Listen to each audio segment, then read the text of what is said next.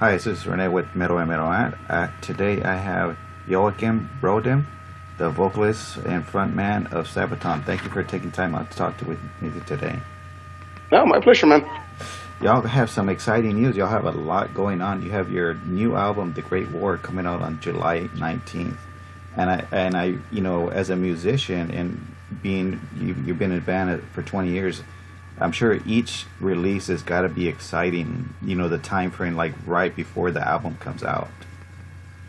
Yeah, I just want it out now. I understand it, but I think it's kind of bullshit, this whole thing with, waiting because we're doing PR and stuff. And, I understand it, Right. Everything has to be done. You have to do the interviews. You have to print the CDs or the vinyls. You have to upload it to all platforms. But, as far as I'm concerned, I could just upload it to Spotify or all the streaming services the same day we're done with it. Right. And that kind of brings up an interesting concept to where, as how fast that stuff can be uploaded. I mean, you would think that by, maybe sometime in the future to where once you're done with the album, okay, let's put it out digitally. And then, for anybody that wants to buy the physical copy can buy the physical copy at a later date once they do whatever they need to do in the background. Yeah. I'm actually looking forward to those days. Yeah, that would be nice. I'm one of those guys who don't think, the good old days were good old days. Yeah.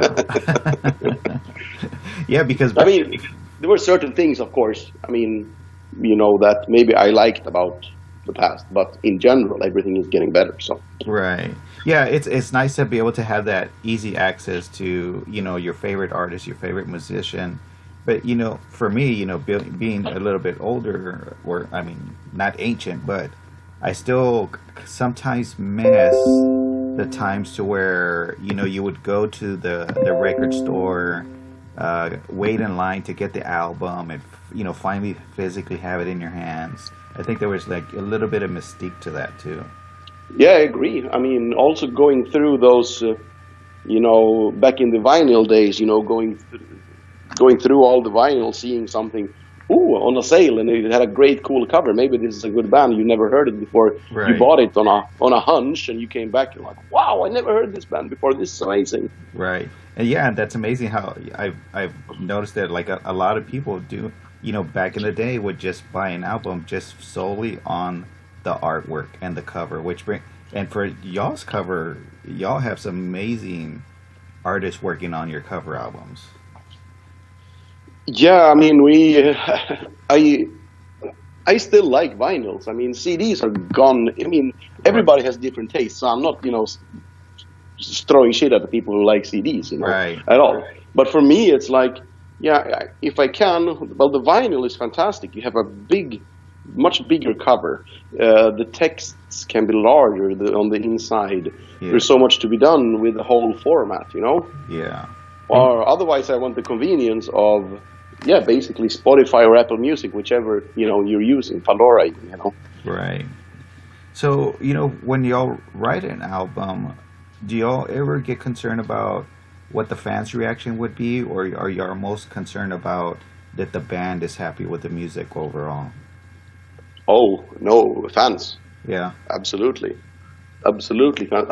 It has to be good so we can be proud of it and, perform it on stage, happily doing it. Right. But if it comes down to a decision where some certain member or one member of the band thinks we should do it one way, and everybody else is like, yeah, but we think the fans is going to prefer that, then we go with the fans, always. Yeah.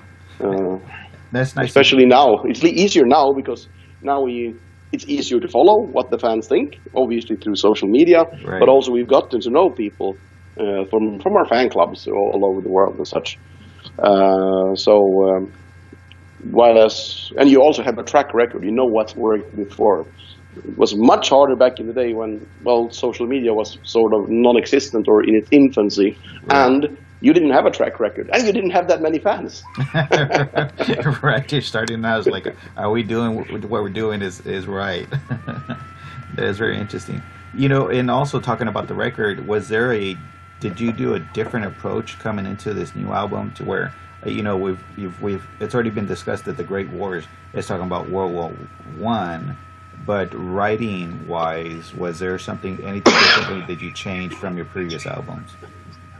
Well, there's more interaction from other band members in the songwriting. Over the years, I've been the one doing most of the songwriting alone, and I think I did, half of it this one alone as well. But to have 3 songs with Chris, one of the guitar players, and 1 song with Tommy, the other guitar player, was pretty nice actually.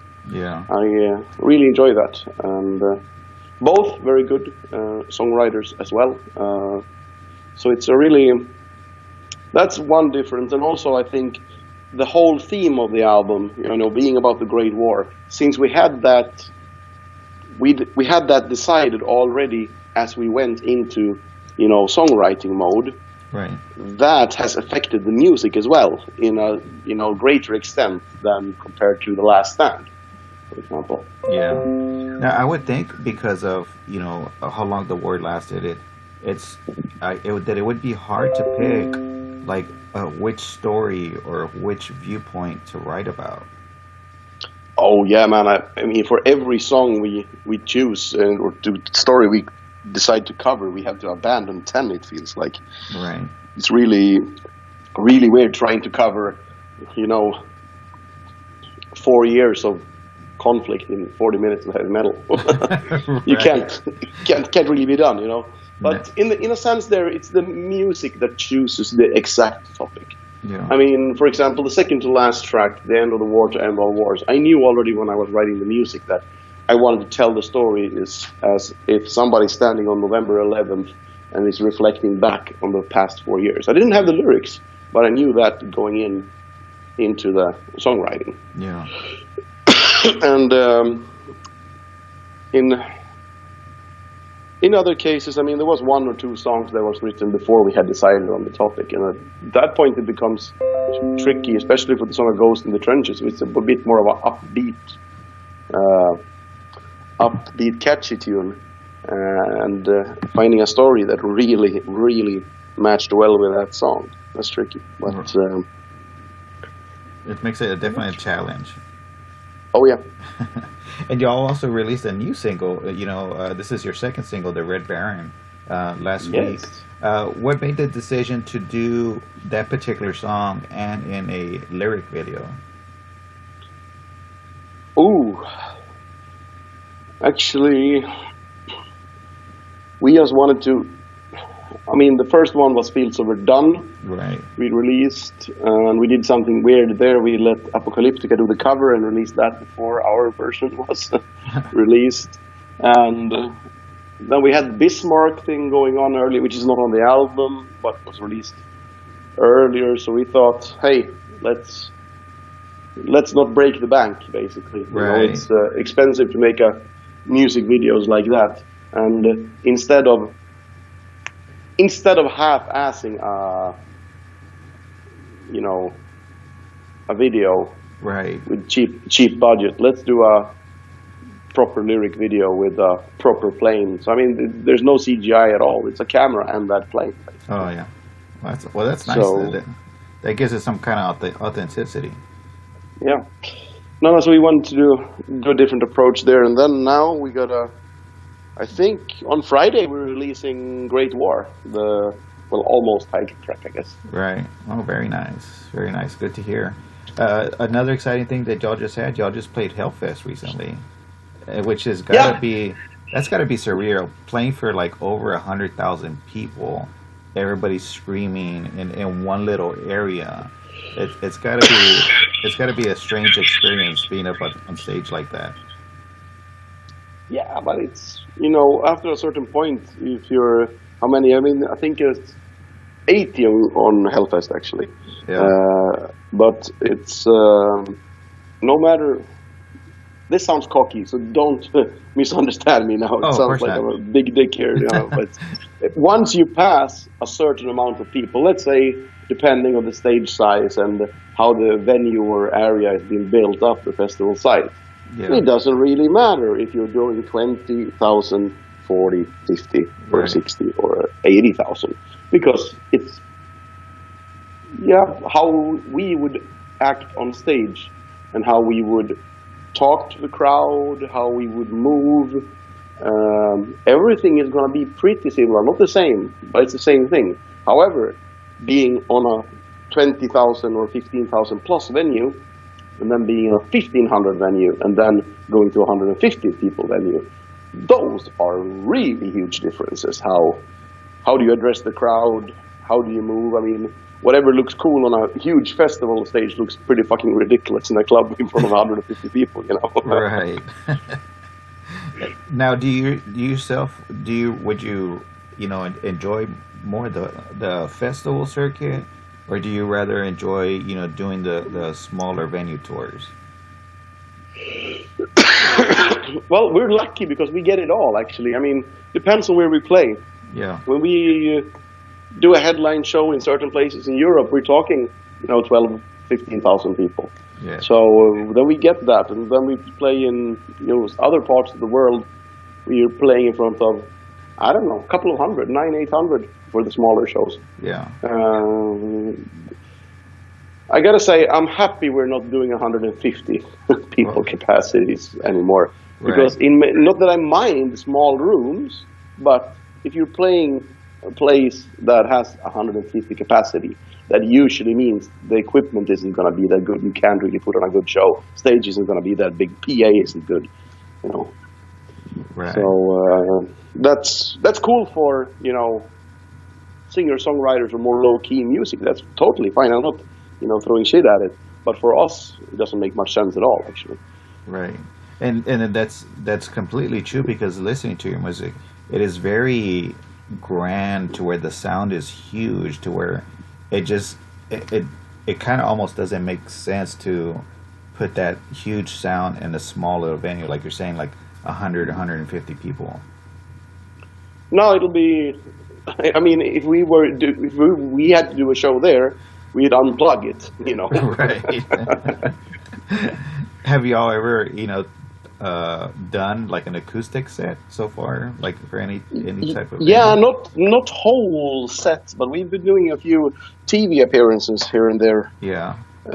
In different countries and stuff, and a few signing sessions where we brought kind of bass, guitar, and some kind of percussion stuff. And we did something between 2 to 5 songs. It's kind of nice, actually. Yeah, and maybe just a little bit of pyro in between. Yeah. Hide them in the acoustic guitar, flamethrowers. Right, and I've seen some people doing that. They attach like a flamethrower to the neck of the guitar or to the bass, which is pretty interesting. Oh yes, Rammstein style. Yeah, for sure. And, and they've been doing it for so long that now even kind of smaller bands or even mid-tier bands I've seen them trying to do that too. Yeah, I mean, the technology is becoming cheaper and cheaper. I mean, and also the demands for a new band today, what you have to compete with, is insane. Right. I mean, only imagine. I mean, listen to the old albums of Black Sabbath and Judas Priest. They weren't really that fantastic, Yeah. The first ones, and then well, I do like Black Sabbath first, but Judas Priest, for example, they became good. Somebody saw the potential in the band and let them become something fucking fantastic. Right. But a lot of these, well, what we today consider classic albums, if any band delivered those as demos to a record label today, and with they'd be laughed at, basically. That is very true. And there is some bands that they're trying to replicate that sound, but it's not really going anywhere. I mean, you have to do something really special to be able to stand out if you're going to try to do something like that. Yeah, I mean, these days, well, good and bad. The good thing is that making an album these days is so insanely cheap, or can be insanely cheap, I should say, compared to back in the day. I mean, if you already have a decent personal computer, which I guess most people right, would have, at least if you're living in Europe or in America. It's not that expensive to get the software and that audio interface you need. And I mean, is it going to be the best on the market? No, but it's going to be a lot better and more advanced than a lot of these classic albums were made on. Right. A compressor for every channel, for fuck's sake. Some studios back in the day had four compressors total in the studio, and those were the high-end ones. Yeah. So I mean, a lot of more people can make music. Everybody can start a band and try and promote themselves. However, man, it must kill so much good ideas, because it's not always the people who are best at promoting themselves or creating videos or stuff like that. It must kill their creativity to be able to compete with people who are, well, somehow 2,000 other bands, and kind of give up. Right. Yeah. It's a big market, and it's flooded, and everybody wants to be in a band, and everybody wants to make music. But yeah, it's hard to pull through all of that and get to the next level. I mean, we were exactly coming in the break of this. I mean, our first demos were on tape. Our first demos were recorded on analog tape, and then we started burning CDs pretty fast and using that. So as we started playing, the record industry hadn't been totally reformed yet. It was just starting to fall. And yeah. So we came in the shift before everything got crazy. Yeah. And I gotta say, I'm really impressed by the bands who are actually making it and coming up today. They're doing a lot of fucking, a hard job to be able to reach out. Yeah, that's a good point. And speaking of, y'all have been a band for about 20 years already. Do you feel that by this point that you accomplished what you wanted as a band when you may have started out? Or do you think no, there's still more things that we need to do, or we feel that as a band we can do?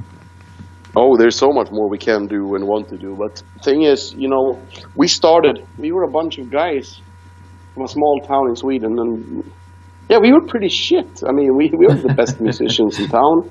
We were, listening to Judas Priest Painkiller or trying to sing along to Halloween, stuff like that. On Friday nights, drinking beer. Yeah. And we thought maybe one day we can play on Wacken. Yeah, and now we're fucking headlining it, Yeah. Oh, that's got to be surreal. I mean, to look back and think, we have a dream to do this, and now you're doing it. Oh, yes. We're very fortunate in that respect. I mean, I'm not saying that in a way that we don't deserve it. We worked fucking hard for it, and I think we do deserve it. Right. But we should also we shouldn't forget that there are other bands who also deserved it and worked hard, but didn't have the bit of luck that you need as well. Right. So, your tour schedule has always been very intense. Is there any town that you look forward to coming back, or country, or maybe a place that you're kind of looking forward to you haven't been to before? Yeah, I mean, there are places that I really always look forward to. I mean, I'm in Krakow in Poland today. We're playing a festival here day after tomorrow. Uh-huh. So I went off directly from Grass Pop, which we played yesterday, and flew into Poland and stay here for 2 days because I really like it here. Really old medieval town. And I mean, I could find, 1, 2 or 3 places that I really like in almost every country we've toured in. Yeah. It's nice, especially being,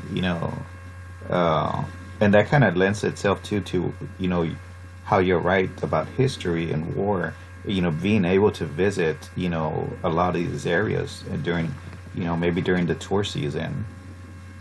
Oh, yes. I mean, that's one of my favorite things is to get up, well, not insanely early because we're playing pretty late shows. Yeah. But getting up, in reasonable time and be able to walk around in the town or, visit a museum. I mean, a lot of places have military-related museums and stuff like that, to do something before soundcheck and the circus starts. Yeah, very cool. Well, we're coming to a close, so I don't take up too much time. Any last words for fans of what to expect the rest of this year? Anything that we haven't talked about of what to look forward from Sabaton? Ooh, October, November, American tour. I'm so looking forward to it. First proper nightliner tour, doing 20 to 30 shows in a stretch for over a year for us. So I fucking can't wait to get back out on the road. Very cool. So catch us while we're still fresh. Right? By the time the end of the tour schedule, it gets rough for a while. Yeah. Very cool. Well, thank you for your time again, and I wish you the best, and we'll try to promote the Great War as much as possible and make sure that everybody goes out to your shows and enjoys your shows. Thank you very much, man. Thank you. Have a good day. You too. Bye. Bye.